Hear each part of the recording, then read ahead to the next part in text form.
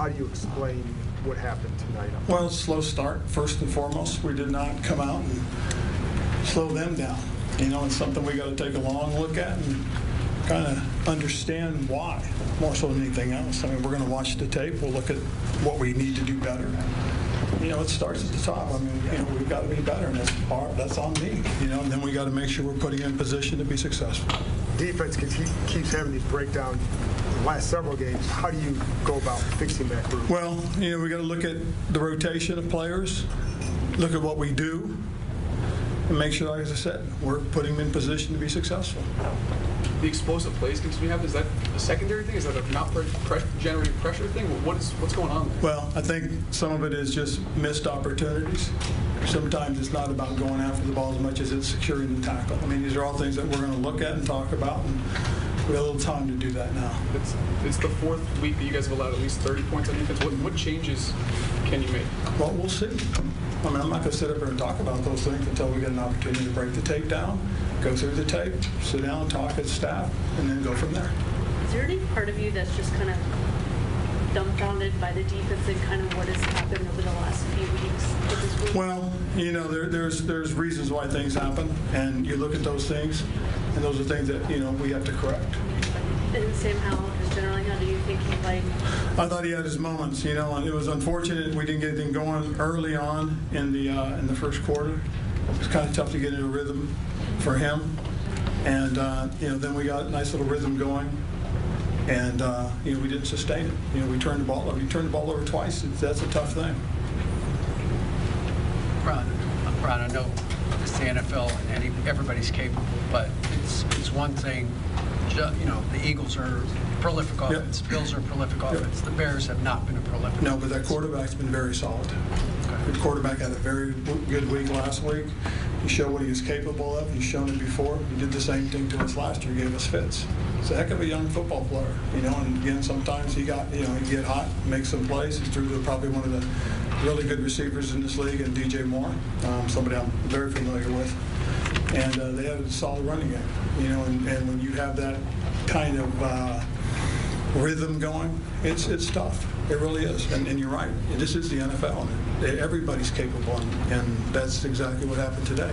Do you think your guys were, I don't know what the word is, you know, they think to get off to a start like that? I mean, they didn't punt the first half. No, that was disappointing.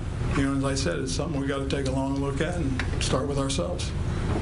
Ron, with Terry, didn't have a ton of targets, and seemed like he maybe was in and out of the lineup a little bit. How was there any issue with him? No, there was no issue with Terry. And again, you know, a lot of it goes through the progression of what the routes are. I guess from the slow start perspective, this is kind of every game except for the last one. You guys have had that. This is always a big confusion in the league in general. Why does slow start seem to keep happening? Other than just saying it falls on you and everybody, what can you say about coming out that way? Well, we had a couple of third down situations early on that we didn't stop them, and it kept their drives alive. With Emmanuel, looks like you guys benched him. What was kind of the thought process? Well, thought process was he was struggling, and you know, we're hoping that he would bounce back from last week.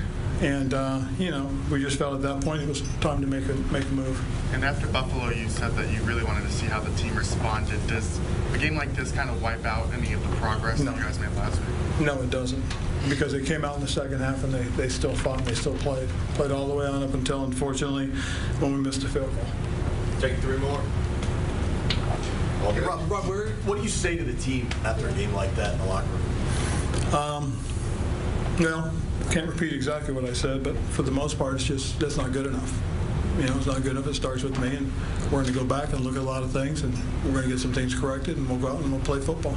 Does having a little extra time here with the Thursday nighter, does that give you a chance to maybe look at more wholesale differences than you would if it was a regular week? To a degree, yes. You know, but again, we've got to go through this, and we'll take our time and we'll really look at it. Ron, last one. When you say it starts with me, you got 10 days. Do you evaluate yourself? Absolutely. We evaluate everything. All right. Thanks, Coach. Appreciate it. We'll have Howell at the podium, locker room's open. All right. So, Commanders co-owner Magic Johnson had this to say. Tonight, the Commanders played with no intensity or fire. We didn't compete in the first half and got down 27-3 heading into halftime. It was too big of a hole to climb out of, and that is why we ended up losing 40-20. I love the simplicity of Magic's tweets. They're just so, they explain everything so clearly. There's really not a whole lot of analysis there. There's just sort of like an observation. It's an elevator pitch. It's like bullet points. We were down and we lost, and the sky is blue. Thanks, Magic.